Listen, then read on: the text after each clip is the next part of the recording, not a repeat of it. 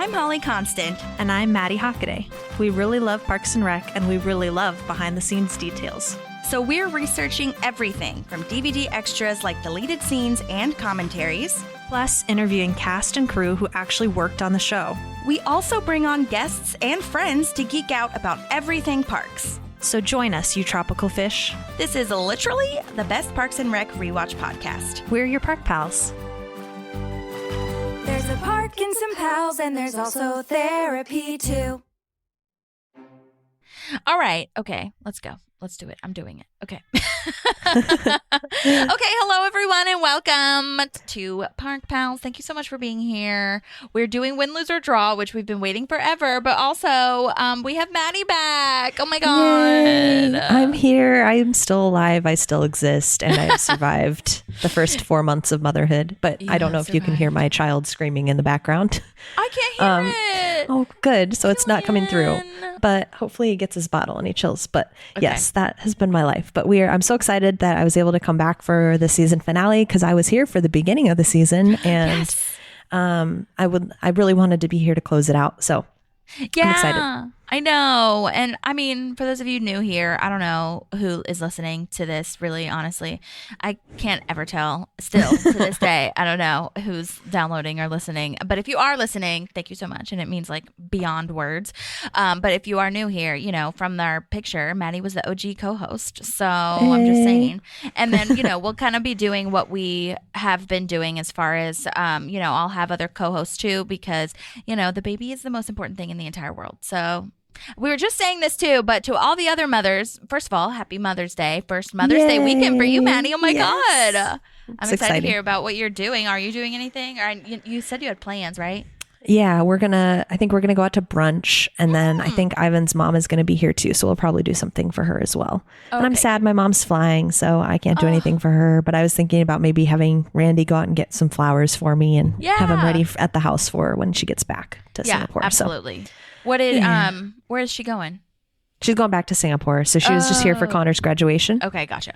And then she's going back. And then they come back in July, and that's the last time. Officially. Oh my God. That is going to be so great, Madi. Oh my God. I'm so good. I'm going to cry, I think, when she's on her way back. I would too. For the final time. Yeah. Oh my God. To live in the same state and country, I mean, because I don't live in the same state for a long time, but to live in the same country as your family oh my God, it is so game changer. It's crazy. Yeah. It's so nice. So I know you'll take advantage of that. Oh, 100%. Yeah. But yeah, to all the mothers out there, happy Mother's Day. Well, it'll be past Mother's Day, but happy Mother's Week. Hopefully you got treated really well, or you get treated very well every day. You know what I'm saying? Mm-hmm. But it's just like really hard. But I was going to tell you before we get started is that I was reading, there was like this CNN post, and I don't know if this is interesting to people, but there was this CNN post about a gal who had her baby and then did her dissertation like in the hospital bed or whatever. Oh my gosh, I saw that. Yeah. And I don't know, I had such conflicting feelings because I was like, that's so great. And I'm like, she's such a superstar, rock star, but I hate that at the same time. I'm just like, I don't want her Could they have not accommodated that? Yeah, and I think she had it planned, as moms do, or most like pre-moms do. Like, you know, she had it planned like where she was gonna do her dissertation, then have the baby, and then whatever. But the baby came early, and because you can't plan for that. No, you can't. Hello. And so, but I don't know. I just kind of hate the narrative that, like, you know, she's in her hospital bed doing work. I mean, I understand that's absolutely what every woman is capable of, and most of the time does that kind of stuff. I wouldn't have wanted to, though. I can tell you right now, I would not have wanted to do that. Come on. I don't know, but I'm glad that she's done. And I think it's also that whole thing of like, moms are expected to kind of work up until they have the baby. Like there's no a lot of time before usually that they take. Some you can, but most women pregnant people choose to work right up until their maternity leave so that they have as much time as possible. And I'm just like, this is fucking insane. Yeah. Well, my job gives prepartum leave. That's great. Oh my God. Yes. I was going to go on my prepartum leave the day I had the baby. Oh my God. So I lost my prepartum leave. Oh my God. So, but I know for the next one now. I'm not playing with it. Yeah, that's true. Oh my God.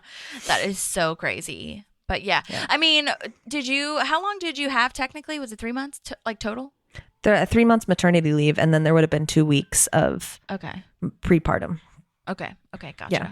2 weeks, that's good. That's a good amount. Yeah. Yeah. But 3 months, dude, like to have that's just not enough. It's not enough. But we've always said that. Yeah. It's okay. Anyways, I'm we're here now. blessed that I was fully paid during that time, because some people can't say that. So. Oh my God. Insane. Yeah. Okay. Well, anyway, so let's get started with our finale. This is insane. Yes. And yes, happy Mother's Day to everyone. So I'm just going to keep saying that. All right. So it's all leading to this season 4, episode 22, Win, Lose, or Draw. I have a promo I want to play advertising this episode, which aired May 10th. So almost to like the dot. It's May 11th that we're recording this. So, which is kind of wild. But anyways, so here is this promo. No 2012! We've had this really big, juicy season. Do I have your vote?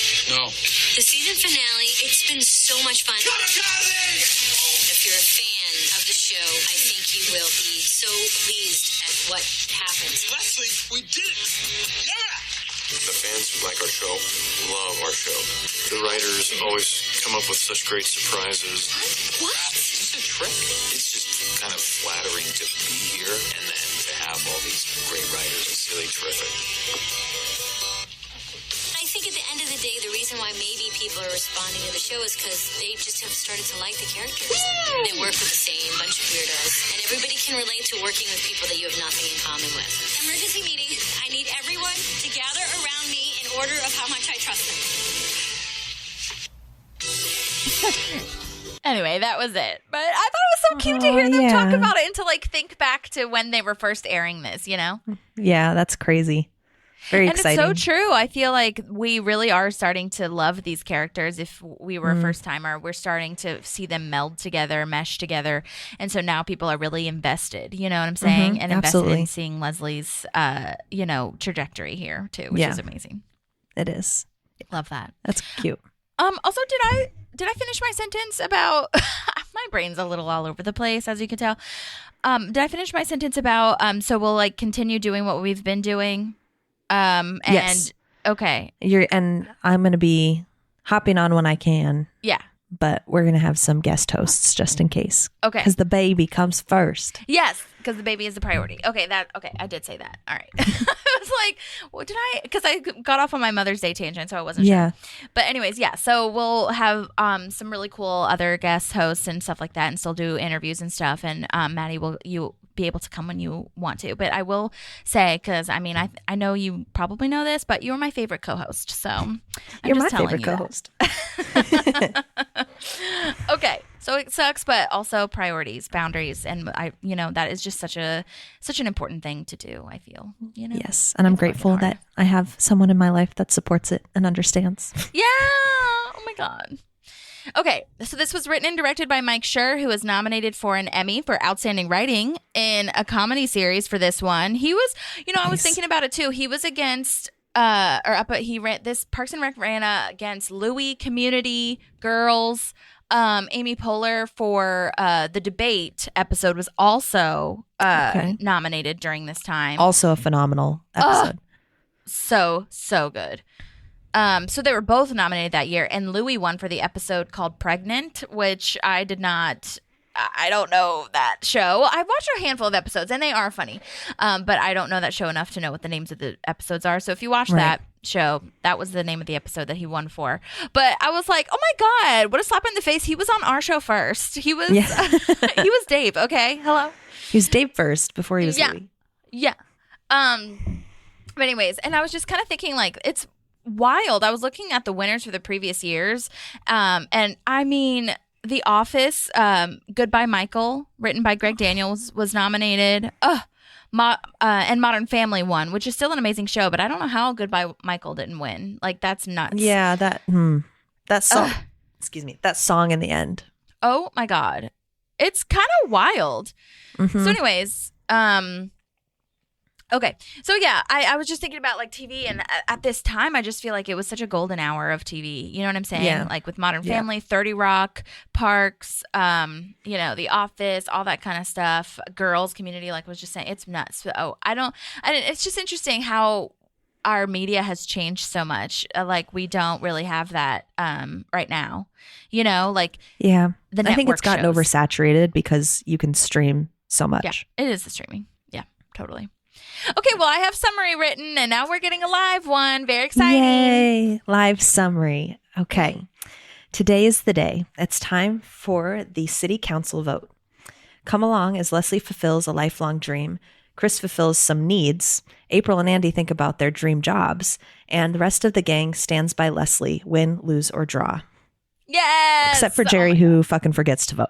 Jerry! Oh my God, this is so funny. I love at the end, Ron, Jerry forgot to vote. Like it was not needed to be said. It was over. Know, but it's perfect. It's perfect. Oh my God. Yes. And I love when they have the line, the episode name in like a line of dialogue or something. So that was nice to have it in the summary too. Yes. Love that. Full circle. Yes. Okay. This is such a phenomenal cold open. Like I cannot. It is so funny, laugh out loud, so memorable. This cast here, this writing, like literally everything. As a reminder, we start this episode with the Pawnee Election Committee, like how the election will work, and 1% will trigger an automatic recount. And if there's a tie, the male candidate wins, and the female candidate will be put in jail. Which is ridiculous. Ridiculous. And it's Don't so think it'll funny. stand, but like, okay. I wrote that line down too. I don't think it would hold up in court. Yeah. Of like, but wasn't it the opposite though? Like it would not hold up in court if she were to protest or like stand against it. You know what I'm saying? Yeah.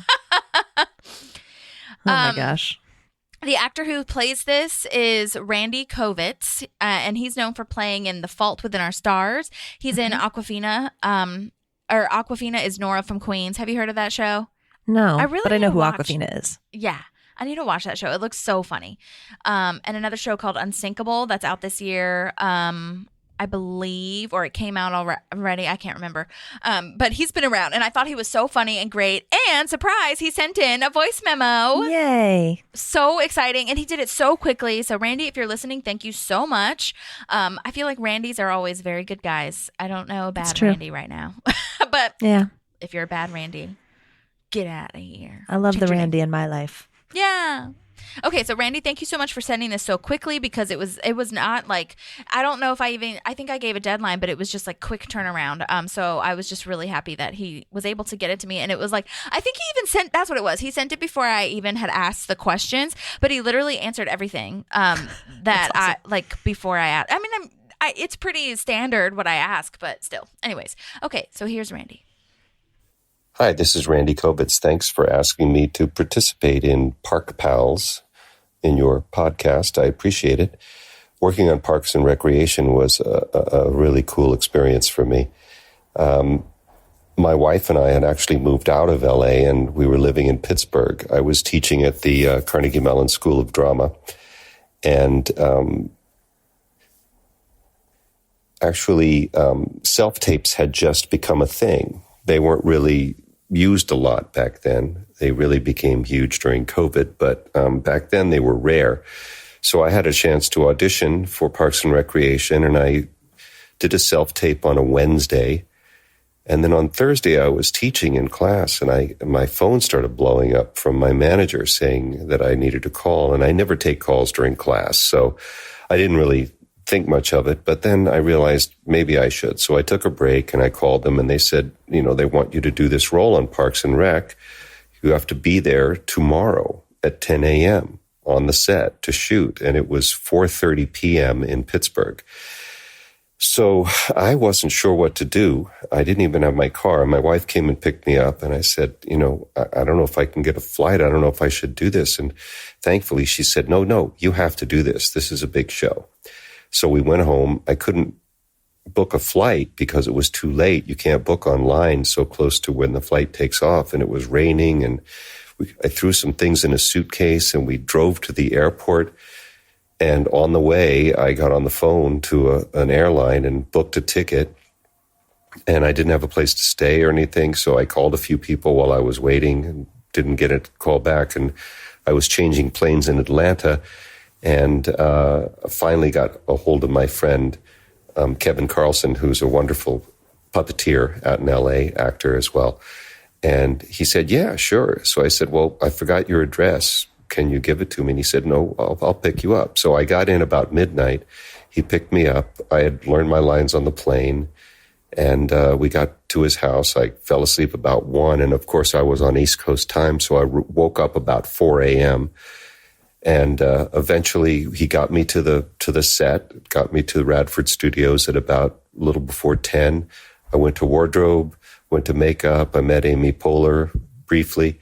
And then we went to the set and did the first scene, which was the scene in the office where we were talking about the voting machine.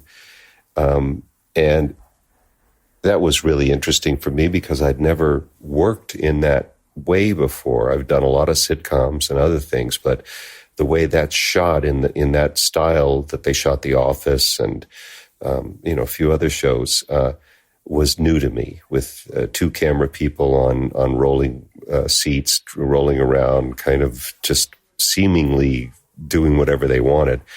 And I said to Amy, this is very interesting the way they shoot. And she said, yeah, it's really good for your acting. So I did that scene, and then had a little time, so I was able to watch Aubrey Plaza and Chris Pratt shoot a scene, and I was off camera looking at the monitor, and it was just wonderful to watch them because they did take after take, and Chris Pratt would improvise and do different lines on each take. They were just amazing. And finally, we did the second scene, and by that time, it was about 2:30 or 3 o'clock, and I was done. I had flown across the country, barely made it, and did the scene, and then I was done. I spent the rest of the weekend in LA seeing friends and hanging out, and it's been an amazing journey watching that show go into syndication and play. And I get little notes from friends saying, "Oh, I just saw you on a Parks and Rec," and my students love the fact that I was on Parks and Rec. And since then, I've done a lot of other television and film work in New York, and I do theater here in Pittsburgh as well. And I'm a filmmaker myself. I've done a couple of short films, and I also direct, produce, and edit all of the video content for the Carnegie Mellon School of Drama Showcase process.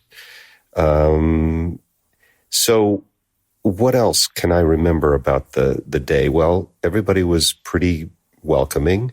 When we were sitting at the table, of course, as soon as the director would yell cut, everybody would get on their cell phones, which was odd for me at that point. Now I'm used to it.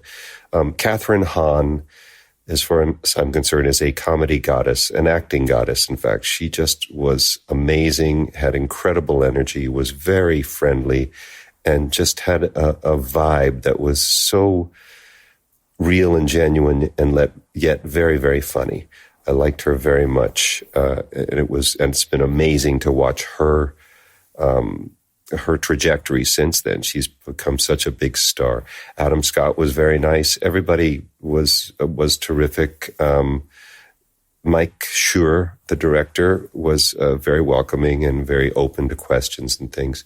It was just a lovely day. I wish I could have done many, many more days like that. But doing that show was a lot of fun. Thank you for asking me to contribute. I hope this works out. And good luck with everything. Take care.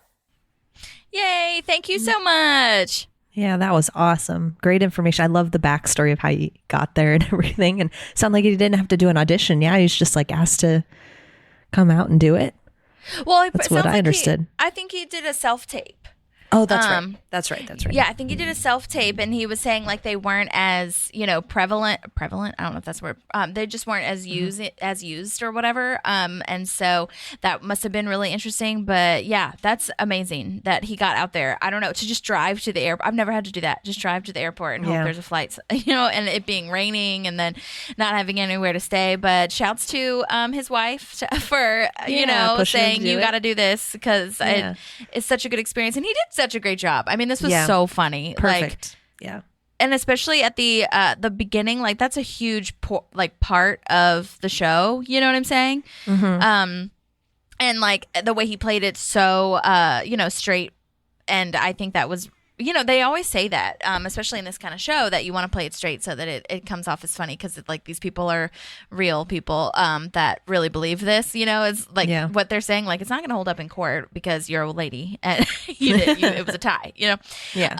So and I love this voting machine too that he has to like. Oh my gosh. See, and his facial expression of when he sees what happens, he's like. So great job, Randy. Thank you so much for sending that. I loved it so much, and I'd love to also go see a puppeteer. Your friend sounds fun, so but can you imagine being taught by him though? I feel like I would be so excited. So awesome. He's probably a great teacher too. I feel like he talks really slow and like got a good voice concise. for it. Yes. Yep. And like explains things very well, and the timeline I could follow it, Mm-hmm. Yeah, absolutely. Anyhow, so back to the voting machine, showing if you get free candy if you vote for Bobby, and the Sweetums girl cries if you vote for Leslie, and it's like this awful cry, and I love Jen's response. And yes, oh my gosh, Catherine Hahn is a goddess, an acting goddess. She is incredible. I love her. Oh my gosh. She plays it so straight too. I'm sorry, I just don't see the problem. Yeah. when she obviously does, right? Like yeah. Oh my god. She's playing innocent. Oh my gosh. It's so cute. I love that. And you know what? I don't even think Mike Schur like was thinking this when he wrote this, but this is what candidates want to do now. You know what I mean? Like they want to have a backwards incentive to vote for somebody else. It's kind of wild. I mean, I'm sure it was happening then, but it's gotten even worse now, I feel. Yeah. So it's just the up. whole well, it's just like the whole parody. I mean, this is what they're so good at doing is, making something really serious be making fun of the bad people, if that makes sense. Yeah. Which is great. But yes, that amazing. Also, I know that it's for the show. I get it. But how did they get that voting machine in there is what I was thinking. Know. I was like, that is a massive voting machine. It is. How is that just in that conference room? Right. Especially because it sounds like Leslie and Ben were bringing this up for the first time to just show them. So it's not as if it was like, planned for it to be in there or whatever. Right. Like hilarious. They physically had to bring it from one of the voting stations. Oh my gosh. Anyhow, great cold open. Everybody works really well together. I'm glad Randy kind of like slid in there almost as like another cast member. It wasn't like, oh, this guy is, doesn't fit kind of vibe. Right. Yeah. But anyway, I like it. They're also in front of the wildflower mural in the background, which I thought was a cute little, because when they're getting out there in the trial, right?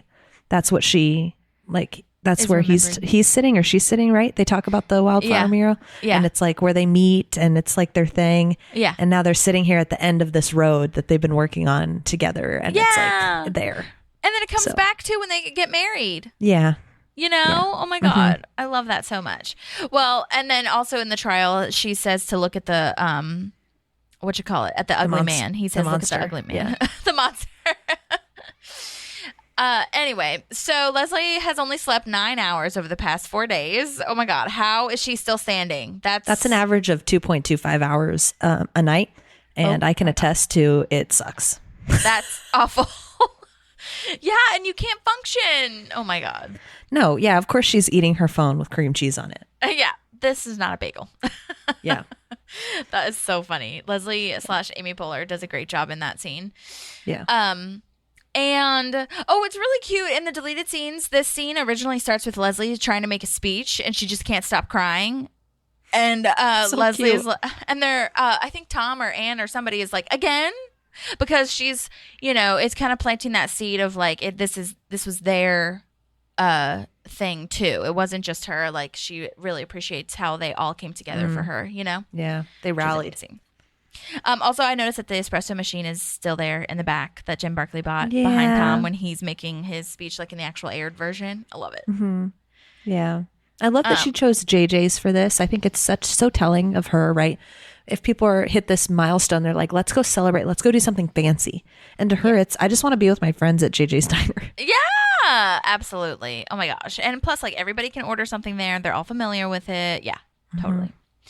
It is super important to note that they are a razor thin margin. Like, she is kicking ass. They are neck and neck. And she doesn't have the money that Bobby Newport has to hire people for this. This was like super grassroots. So I feel like it's really important to note that. Yeah. Well, and she was coming from a scandal. Yeah. Oh, yeah. That's true, too. So That's true, too. It was not a scandal. it was not. But no, But, I mean, in the politics world it was. So, Right. anyways. Okay. So now Tom is saying like the party will be at the Jermaine Jackson Ballroom, and The historic Jermaine Jackson. Ballroom. What makes it her historic is what I want to know. Well, I mean, did you notice in the plaque it said that he visited Pawnee once? That's why it's didn't notice historic, I think. Okay. He gets a whole ballroom just for visiting. Exactly. Oh my God. Well, I also had to be frank with you, and I'm sorry, I'm the worst, but I didn't really know who he was. I knew kind of an idea, but he's in the Jackson 5, and I feel awful for not knowing that. But I did Google it. I think a lot of people only know Michael Jackson from the Jackson 5. Like, they don't, and a lot of people know Janet Jackson, but not a lot of people know Jermaine, or I think is Bo the other one. Yeah. So. I think that's probably true, which is sad, but yeah, that totally makes sense. And he played bass for it, just in case anyone, for Jackson 5, just in case anyone was, curious. That is cool that they did that little homage though, because he's from Indiana. They're all from Indiana. Yeah. So, I think Very that's nice. really cool. Yeah. Also, like, Tom wanted to have a Pimps and Hoes pajama party. Ew. No, Tom. I'm not on board with that. Sleazy Tom. Sleazy Tom. Sleazy Tom. Okay. He and Ann are matching BT dubs. Oh, really? Like clothing wise? Yeah, like their color coordination. Oh. Yeah, his didn't even tie notice that. and her shirt match. Okay. All right. It's a what, I don't know why I wrote toit. I think because I've been watching Brooklyn Nine-Nine. Toy. Oh my Toit. God. So I'm doing my Andy Samberg. I said they're wearing a toit maroon. Cute. Cool. Okay. I was gonna say maybe you wrote tie and it looks like toit, but no, I think you wrote toy. Yeah, I wrote toit. I have no question that's what it Amazing. says. Did I do this too late at night? I don't know. Whatever. It's great. I love it. It's perfect. You never know what you're going to write in your notes. Sometimes it's not concise, That's true. but that's okay. And last episode, we had kind of a reprieve from Tom and Ann. Like last episode, we didn't really talk about it. We were just kind of doing the bus tour, whatever. And I was like really happy about it. And now we're back to it because Tom had a dream that him and Ann got back together. Stop it. It was Stop all so real. The way he says it, I quote that. But now we have to live with this through the beginning of season 5, and I'm just not here for it. No. So, I mean, his actual speech, though, his actual dream is incredible writing and acting. it is amazing. Blue Ivy Carter high-fived me and gave me $40 million. And they're playing Baccarat with the T-Mobile girl. Okay, so many things. Like, I looked it up, and because T-Mobile girl, it used to be Catherine Zeta-Jones had like a moment with them. T-Mobile's been going wild with their commercials right now. Like Zach Braff and Jason Momoa and what's his name, Donald Faison from, they're having a Scrubs moment. And it's really cute, but like, I had T-Mobile. Maybe they've gotten better. I had T-Mobile, and they were not good. They do not have more bars in more places. Okay, like they are lying. They're lying to you. I don't know if more bars in more places is theirs. Actually, now that I think about it, or their tagline. But either way, it does not have good service. So, Maybe they changed it. But anyway, I looked it up, and the T-Mobile girl back then when they were talking about it, or when Tom was talking about it, her name is Carly Marie Folks, I want to say is how you pronounce that. And she was the spokesperson from 2010 to 2013. So yeah, and she's like known for wearing like a pink and black kind of like leather motorcycle outfit thing. So totally makes sense that Tom would dream about her. And then Drake was there as well in this dream. I just love that too, where it's like it was so real with all of these $40 million, like absolutely not real stuff. Absolutely not. Yeah. So good. Also, side note, have you heard like the whole Drake and Kendrick Lamar beef that's happening? No. Oh my God. Well, I had to Google it, or not Google. Or did I Google? I think I did Google it actually, because Questlove posted about it, and he didn't use any names, but everybody knew what they were talking about. Anyway, it's a whole hip hop like diss tracks going back and forth between them two. Wild. Damn. I know, crazy. And then somebody like police were at Drake's house like over the I don't know, a couple weeks ago, or a couple days ago, but I don't know what's going on or whatever. For those of you who are following it, let me know, because I don't know what's going on. Anyways. Okay. Drama. Side note, Baccarat is a card game. I looked it up. It's always played at casinos, but I don't know anything about it. I could not ever tell you what it is or how to play it. I just know it's a card game. I know. All right. So, I also wrote that I don't think they did this on purpose, but Baccarat is a French luxury house and manufacturer of crystal located in Baccarat, France, which is so Tom. I was like, he could have been talking about either one of those, you know? Yeah, that's real. Yeah. Okay, there is a deleted scene here where Ron is at the hotel and they're setting up the bar, and Mouse Rat is playing and rehearsing, and I was so sad that they cut a lot of that stuff.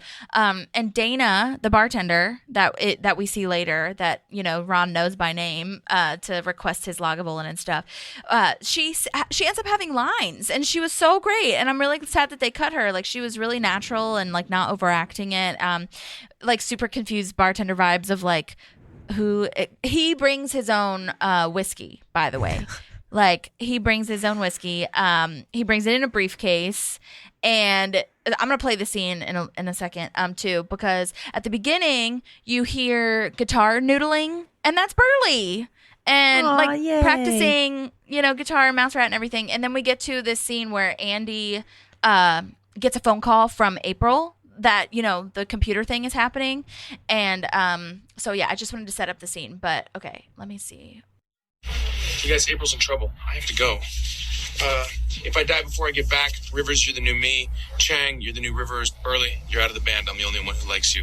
Okay, later, dudes. I just thought that was so crazy. That's funny. Oh my God. Poor and Burley. I felt so bad for Burley.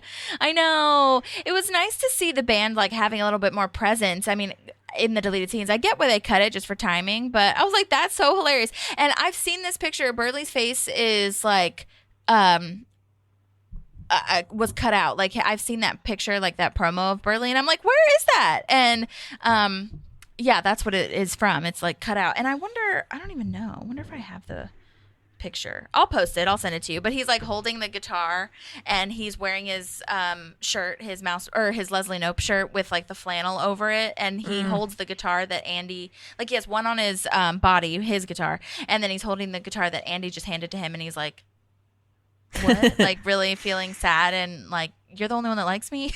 Like, is that true? Kind of thing. Yeah. Aww.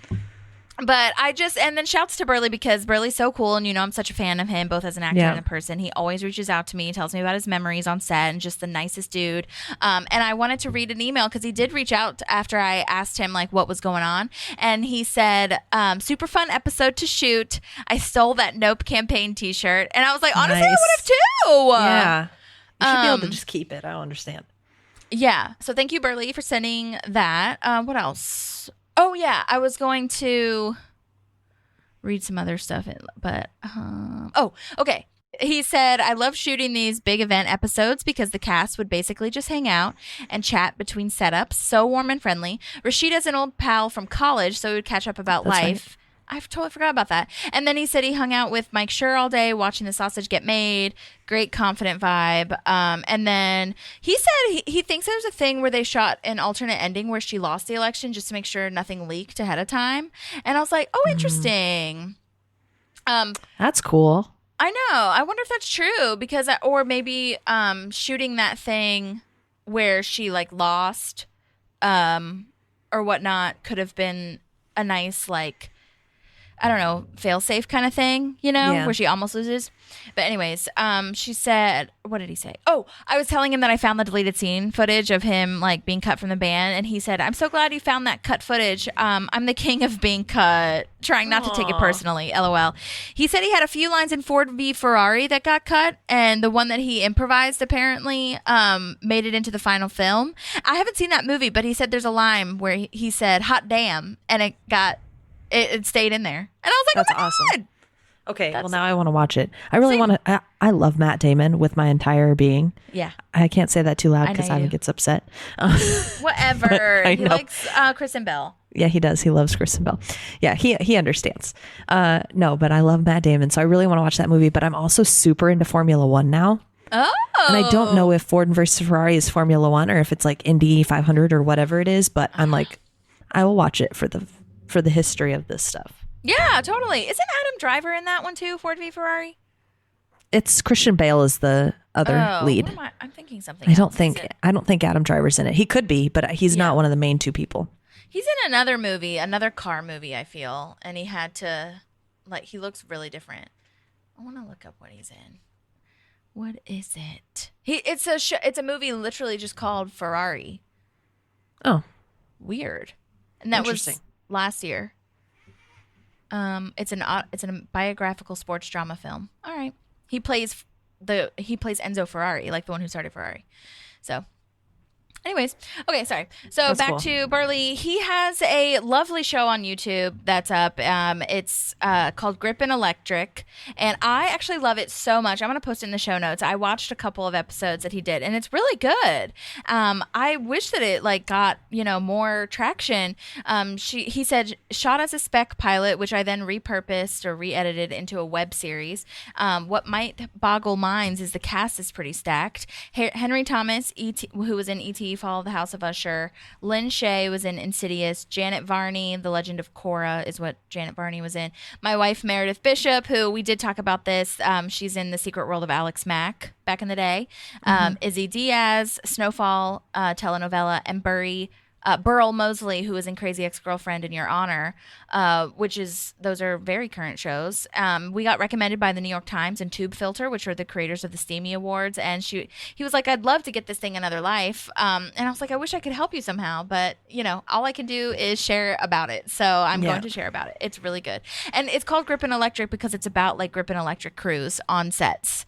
And that's why it's like a total Parks and Rec vibe as far as like the office space and like Parks and Rec, the office vibe as far as like everybody works in the same department kind of thing. And it's just like the backstory of that. And I feel like that's beautiful. I love it. Yeah, very cool. So check it out. But thank you, Burley, so much. Oh my God, that was wonderful. And I'm just beyond grateful that you send me everything. So nice. Okay. Let me go back to my notes here. Okay. I was going to tell you a side note. People do bring their own whiskey to weddings sometimes because I was a bartender for the first time, like officially at one of the catering things that I've been doing. And somebody brought like a Crown Royale whiskey and it was just like really wild to me. I didn't know that was a thing. Yeah. It's interesting. I think I wonder if it's like by venue because our venue was like all about you bringing your own alcohol, but I think some have stricter licenses and stuff. But well, yeah, I mean, it's just interesting because like the wedding party or wedding, like they pay to have the alcohol that we already have behind the bar. So it's like, it's just weird when one guy has a bottle by himself, but that's exactly what Ron did. And that is a real thing that people do when they're feeling that strongly about their drink. So anyway. Yeah. Okay. So now Bobby and Leslie are meeting to present a united front that you should get out and vote no matter who you vote for. And Paul Rudd is incredible. Like, oh my God. Leslie, you can't vote for yourself, I don't think. He's such a little like baby toddler man. He's so good. I said, you're so naive, Bobby. I love you. Pretty sure that's illegal. Yeah. Oh my gosh. And then Jen drops a bombshell offering Ben a job in D.C., running a congressional campaign, further proving, I think this was really cool, further proving that this wasn't personal. Like, she's just doing her job and she's really good at it, but also because, like, she offered him a job and also, like, showing that he did actually do a really good job with this, you know? Yeah, he did. I think we're seeing a new side to Jen Barkley, right? Because she's never not been willing to talk to Leslie and Ben. Like, she'll have conversations with them, but she's like doing this. It seems like a play, kind of, because she's like, "But don't cross me," you know, like kind of vibe. Like, but now she's like completely serious. Like, no joking aside, they're not talking about this election. She's just Jen Barkley who runs this really successful group. Yeah. You know, we're seeing a new side to her, which I'm excited about. She's by far one of my favorite characters in the entirety of this series. Yeah. And I continually rerun in my head when she visits them later when they have kids. And she's like, Pancho. And, yeah. Oh, I'm so glad with my life choices, she says, Children. right? So I just love her. I think she has some of the best moments. She and John Ralphie, I would say, are my top two favorite like guest stars. So I'm so happy that we continue to see her after this episode. I think it would have been really sad if this is the end of Jen Barkley. 100%. So I'm glad that we're setting this up here with being like, hey, Ben, you know, you can continue to work with me. Yeah, and I would say even her presence is around too. Like, she's not always in the office with Ben next season, with Ben and April or whatever. Oh my God, I can't wait till we get to the episode that when April like does that like drawing of Ben. Yes, oh my gosh. Fucking so mad at that. Anyways. I know. But yeah, we see her presence so many emotions. For sure. I know. But 2 days, like she needs to be in DC. He needs to be in DC in 2 days. That's really crazy. quick. Yeah, so really fast. quick turnaround. Yeah. I think sometimes people who, not everybody, right? Like some people have connections, but she seems like she doesn't really have anybody she's tied down to. Right. Like she doesn't have, you know, a significant other. She doesn't have family. Like, like that's the vibe she gives off. So it's like not a big deal to her that she's dropping this bomb that he has to be there in 2 days. Yeah. Whereas you and I would hear that and Ben hears that and we're like, wait, I have so many things to get in order. Like between now and then if I'm going to leave. And I love this because we're getting this sense of finality in it being the finale of the season, but then this happens. Yeah. And you're like, wait, I don't want you to go because I want to see you and Leslie together, but I want you to go because you're Ben and you deserve to do what's right for your career. It's just like, I love this added tension in this last episode. I know. I think it's so beautiful and well done with her saying like, you know, you shouldn't go. And then I'll be honest, we'll get there when we get there. But when she said that, I was like, no, Ben needs to go like live his life. But I also get like you are just about to actually date and life. Be actually like dating in the same like, you know, schedule. You know what I'm saying? So I totally understand both sides of that. But yeah, I'm glad that it turns around. So makes total sense. Also, well, and then the camera pans over after Jen and Ben are talking, and I don't think I noticed this before, but like Leslie, well, yeah, Bobby has the like touching the boom mic or whatever. Don't touch it. Don't touch it. It's one of my favorites. He's like a cat in the deleted scenes. Actually, he like bats it around like a yarn ball. Oh my God, I love it. That. But I get why they didn't. But no, I don't know if I ever noticed that when the camera pans over, Leslie has like a look of concern, kind of like, what were they talking about? And I don't know if I really caught that before, so I'm glad I caught it this time. Yeah, she's definitely clocked that they're talking. Yes, 100%. Yeah. Oh my gosh. Okay, I just saw that I did.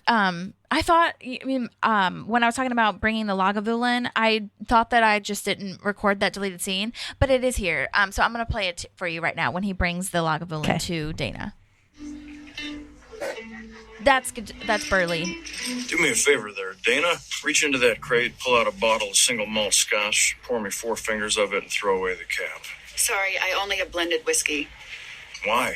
Are children even allowed at this event?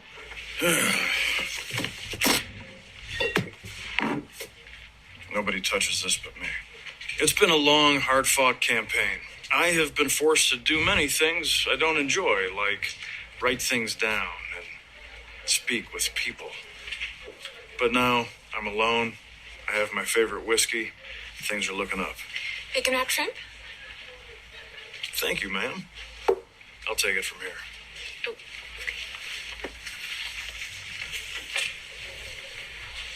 You just keep it in the pocket. He takes the whole plate. You guys all Yeah. set? Yeah, what we did is I wrote 2 versions of my amazing campaign anthem, Catch Your Dream.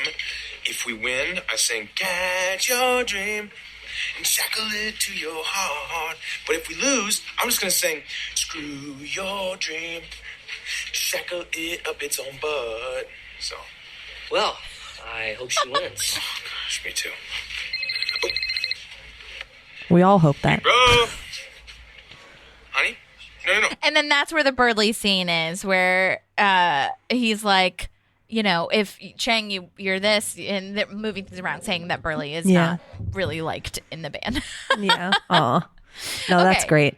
That makes so much more sense. Yes. So I was like, I could have sworn I recorded that. I had set up the whole thing to tell you about it. But anyway, so yeah, he brings out when he said, no one touches this but me, that's when he's bringing out his briefcase, opening it, and giving the Lagavulin to her. And yeah, she was really good. She was just like, okay. And yeah, he takes the whole plate of the bacon wrapped shrimp. Oh yeah, he makes that pretty clear. Pretty good. Yeah. Okay, so now we're at Andy and April's house. It's campaign central. Volunteers are in their shirts moving boxes. Chris asks Anne for advice on him having sex with Jen Barkley. And I was just like, this is fucked. No.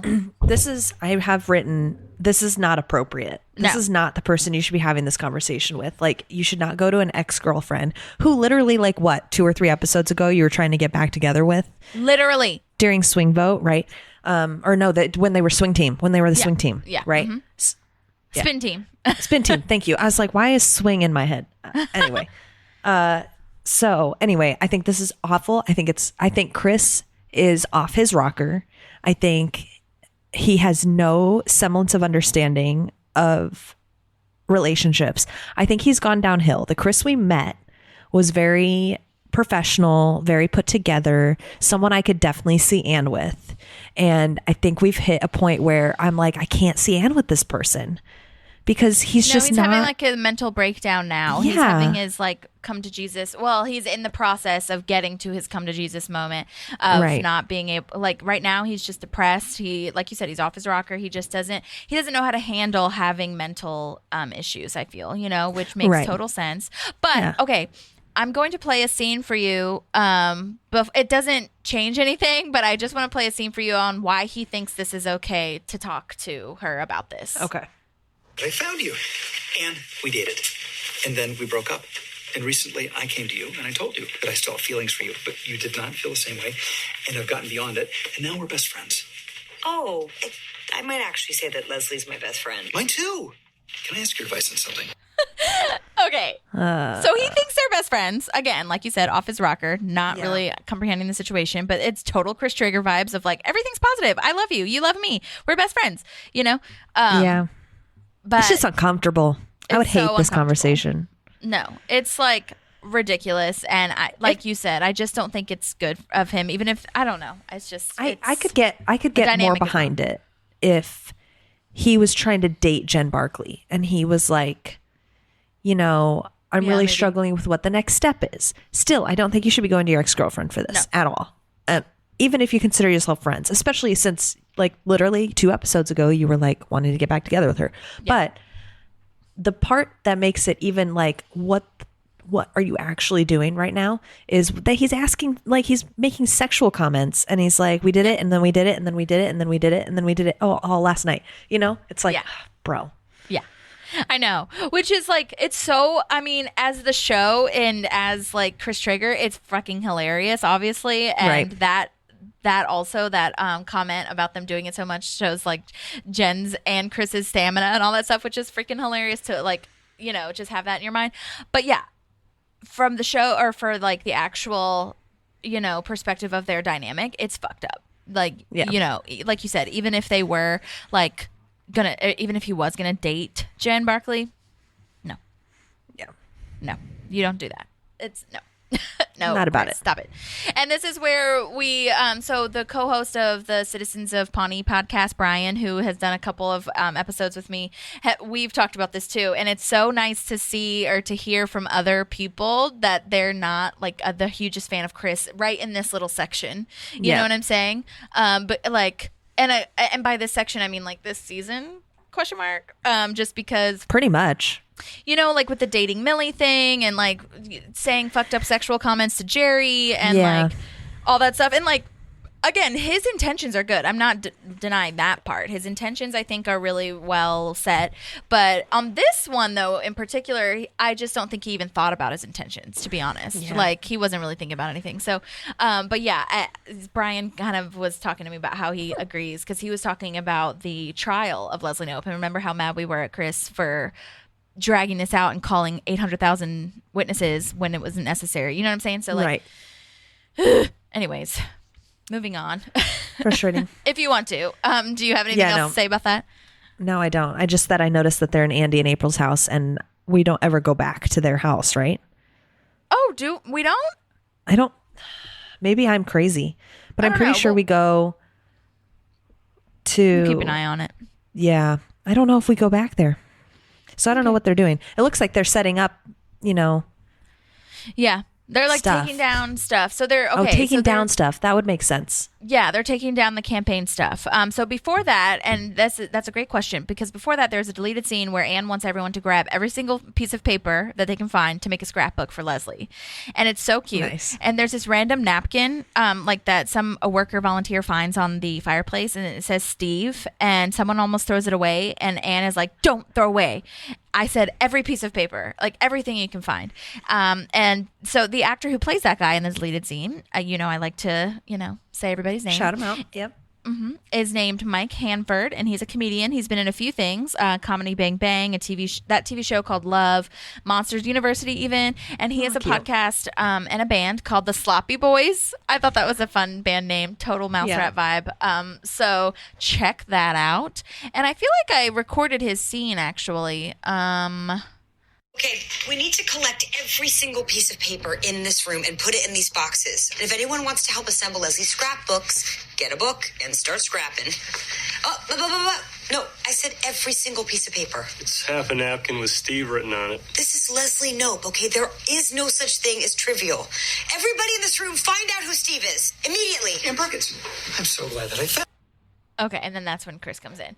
So they did end up cutting a lot from this episode, I feel. So Burley, don't feel bad. Like a lot of people got cut, including, the bartender and all that stuff, which makes sense for timing. But anyway, so shouts to Mike Hanford for playing that guy. He had one line, and that's so sweet of Anne to be doing a scrapbook too, or multiple scrapbooks, I guess I should say.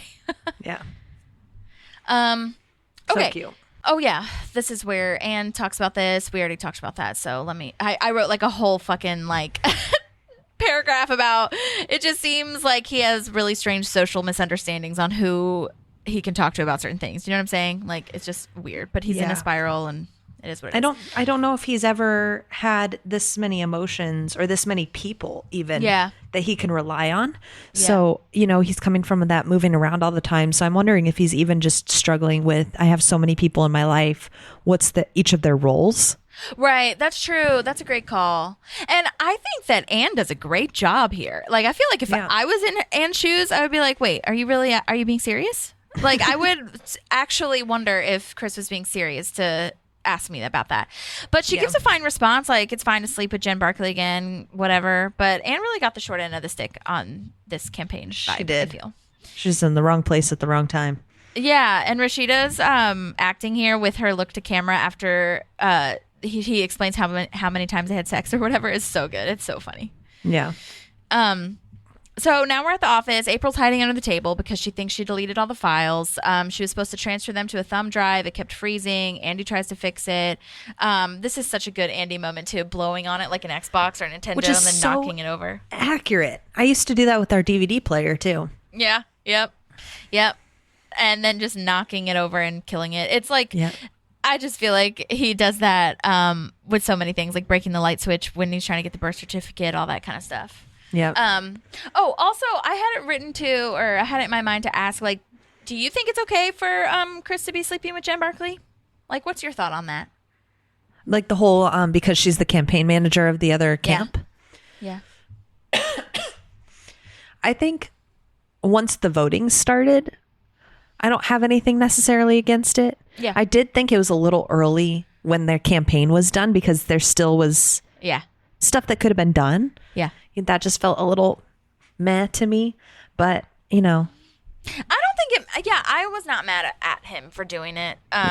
Obviously, I'm mad at him for asking Anne if he should be doing it. But I was just curious what people's thought were on that. I don't. Yeah, I mean, I think it's fine. Especially like you said at the end of the campaign. Maybe during it would have been weird. But at the same time, Jen, like, again, I don't know. If I was Leslie, I'd be mad if it was during the campaign. But like from the outside, you see that Jen is like we were just talking about, like she is so not doing anything to hurt anybody. She's just doing her job. And like, so to sleep with him is not, and he's not trying to date her. Or she's not trying to date him, I mean. So it's not like they're starting anything. They're just like hooking up, you know? It's not even real, you know? Yeah. So, anyways, just curious. Okay. The thing of like, first of all, you did the right thing by hiding under the table. I love when Andy says that. And okay, so I love this. Now we're at the talking about the win speech, the lose speech, maybe a tie speech. I'm gonna fight this thing from my prison cell.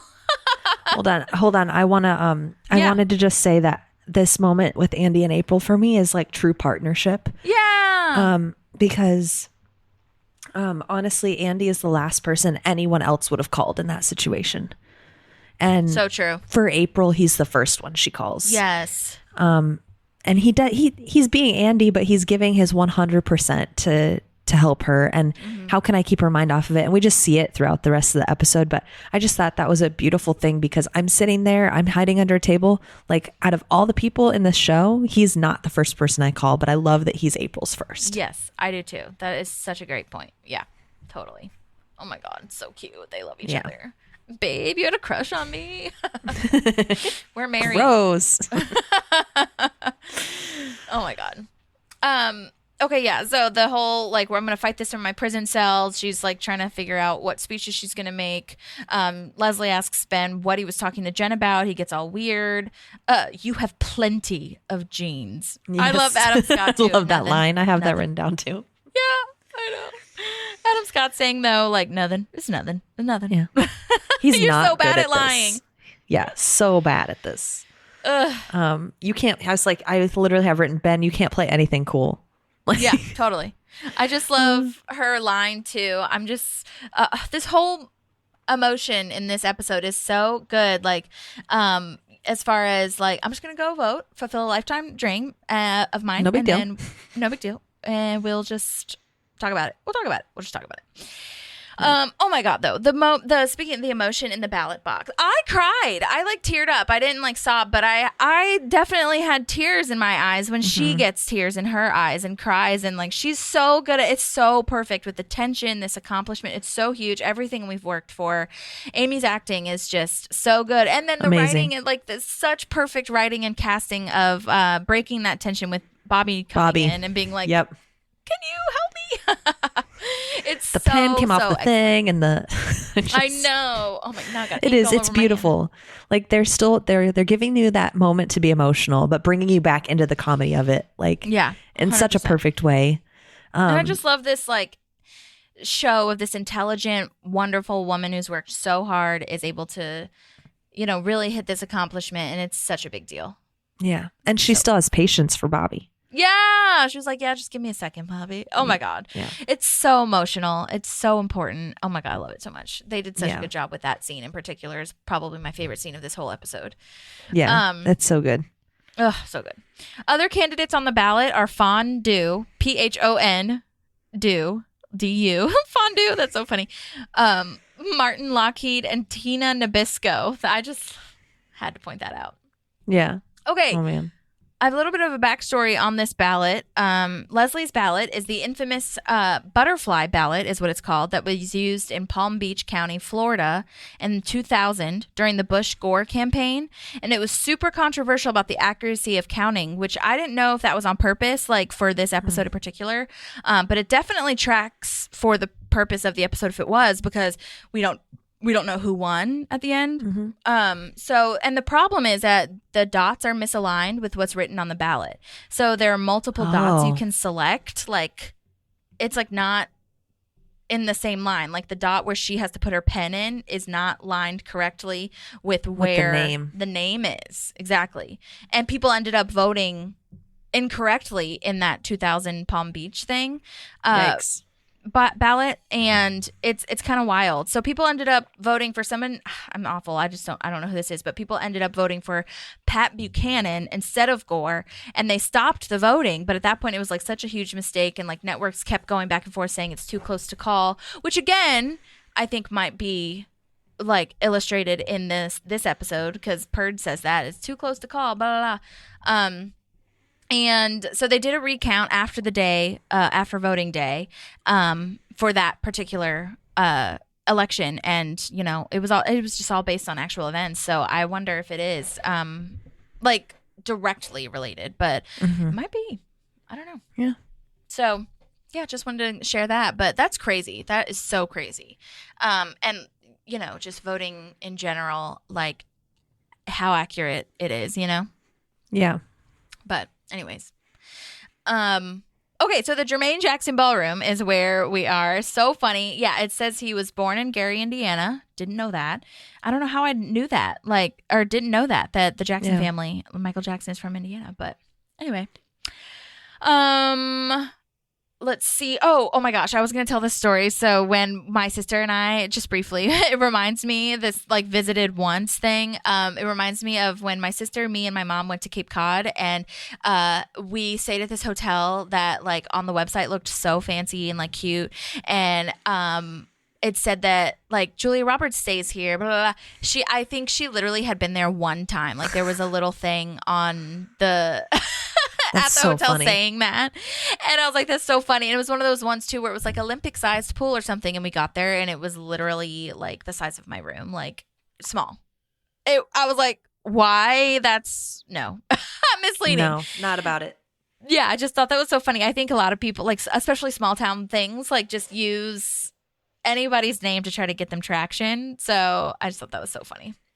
Yeah. Oh my okay. gosh. Oh, and I was gonna write or tell you too, on the plaque they misspelled his name, and I was gonna try to pronounce it, but I'm not gonna do that. But they misspelled his name, and so I thought that was really interesting. And I just wonder, like, did they have to get the rights to use his name? Like, I always wonder about that. You know what I'm saying? Like, can you just mention somebody's name? I feel like, I don't know. I think That's a good question. I think you can. I think SNL would be in trouble if you couldn't. That's true. Yeah, that's what I'm saying. Anyways, okay. Let's see. Oh, this for a location breakdown. This was shot at the Garland on Vineland. If you're in Los Angeles, it's in LA. And Adam Scott let us know that actually because he was on the podcast that Jim O'Hare and Greg Levine have, and about parks. And yeah, it's a really cute little hotel. And yeah, so if anyone drives by Vineland, or drives on Vineland by the Garland Hotel, that is where the campaign was shot. So, and where they're like at the bar and all that stuff. So super fun. Very cool. And I'm assuming the where they voted was like a high school gymnasium or something is what it looks like. I would think. I didn't find the location for that one, but yeah, they rent out schools and stuff all the time. So I'd assume that's where that was. Yeah. And that's good. I feel like that's very accurate, portrayal. Yeah. Because a lot of places or people have to go to gyms and churches and stuff to vote. Yeah. Okay, so Purd is reporting that only 1% of precincts are reporting, and Brandi Maxxxx is in the lead. Oh my God, what is this? Italy? This is actually a real reference to Ilona Staller, who was a Hungarian-Italian porn star who was elected to the Italian parliament in 1987. Oh my gosh, that's amazing. I know. I love it so much to know that. Oh my God. That's and awesome. then Anna's prepared and says she prepared a little surprise, which we'll get to. And she says, Leslie says to Anne, your perfect ambiguous ethnic blend represents the American dream. Oh my God. Oh, crazy. Okay. This is the next part, though, the sad part, where Jerry hands out 1,000 leaflets and then he says he didn't vote. Very sad. He thought they closed at 8. Yeah. Ugh. Oh my Poor God. Jerry. I know, poor Jerry. He does look so upset. That's the thing about it. You're like, oh God, Jerry. Ugh. Yeah. And Ron's like so practical about it. Yeah. Like he's not worried about it. He's not emotional about it. Like, He's no, just they closed at 6. Yep. So now Chris That is going to sucks. see Jen, and he didn't fully understand the physical shapes they were making. And I love her response, like, yeah, I know. Yeah. She And knows, yeah. I love that she says, you little screamer. She's definitely the top. Yeah, that's so funny. He's at bottom in this one. He's the bottom in this one, which That's I feel like you meet Chris and you're like, you're a top. Yeah. So, Hilarious. which, yeah, I love. There's candy everywhere, which I know we should assume because of Sweetums. Yeah, totally. Like, love that. I wish I could live my life like that with just vats of candy sitting on all the tables. Yeah, totally. It doesn't feel right to me that he goes into the enemy camp Yeah. and they like do it in the enemy camp closet. Interesting. That feels a little weird to me. Yeah. Like, not that I'm like mad at him for doing it. Like, you know, it's not like, how dare you, Chris? But it's like, this is a little weird. Like if they had met on mutual ground, like somewhere else. I mean, they did in the it hotel. in the Newport Mansion, though, on enemy ground. So they are Yes, the that's precedent's true. already been set. But they weren't campaigning in the house, you know, and the rest of the team wasn't there. Right. That's You true. know, I think it's the fact that there's the teams there. She's working. Yeah. They're waiting for the votes to come in. Yeah. And he's like, I'm just going to welcome myself into this war room. Hilarious. Yeah, But- I feel like the precedent's been set already or something. I don't know. I didn't mind it as much, but I totally understand what you're saying. Like, especially the people around. Like, yeah. But yeah, and the fact that there's like a futon in the closet is hilarious to me. And I thought about it. I was like, is that really a thing? And then I thought about it and I was like, people do really campaign like literally all night. So they might try to sleep or something. But Well, there's a ton of people working this campaign for Bobby. totally. So it makes it so much more like, go you, Leslie. Like the fact that, yeah. she doesn't have that manpower. Yeah. Yeah, she doesn't. And they're probably that's probably all their jobs. Yeah. Is to campaign. And that's not, her team is a Parks and Rec department. Right, exactly. Okay, I also love that Chris is like, maybe we could talk before you leave, and she's like, no. But there's a supply closet.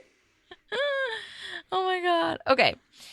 Let's see. Okay. Oh, I like her line too of like, still anybody need anything? Like push pins. Like, I wonder if that was improvised. Yeah. There is a deleted scene where Jen does say she'll miss Chris, and Chris asks if they can like keep in touch / like maybe on a casual basis, and she does say like, you know, let me think about it, and that's kind of nice too. She's not like, and by nice I mean like she didn't immediately say no kind of thing. But it's more of it. I'm glad they cut that. Honestly, it should stay this way. You know what I'm saying? Yeah, I like the way it ended up. Yeah. There's also a guy that comes up and says the latest numbers just came in. Like, you want to take a look at these? And I think this is also in the deleted scene. And she's like, no, I don't want to look at the numbers. I'm good. We're good. And that guy's name is Drew Roush, and he's been in a ton of stuff. Battleship, Ford v Ferrari. Again, we have a lot of connections with that apparently. Grey's Anatomy, Young Rock. But yeah. So cool. Well, I think that is a good spot to kind of pause for the moment, and then we'll pick up next week with the final, answer here, because that's going to be amazing. And yeah, thank you all for joining us for part 1. Sorry we're splitting it into 2, but there's just so much information, and I appreciate it so much. But yeah, we'll see you next week. Let us know if you have any questions. Don't forget to rate, review, subscribe, do all the things. Follow us on TikTok and Instagram. Send us an email if you need to, parkpalspodcast@gmail.com. Don't forget there's also bonus pods if you are interested in just like talking about everything and anything in between. But yes, and it's so nice to have you back, Manny. Yes, it's nice to be back. And I'll be back for part 2 too. Yeah, exactly. Okay, see you guys soon. Bye. Bye. There's a Parkinson Pals and there's also therapy too.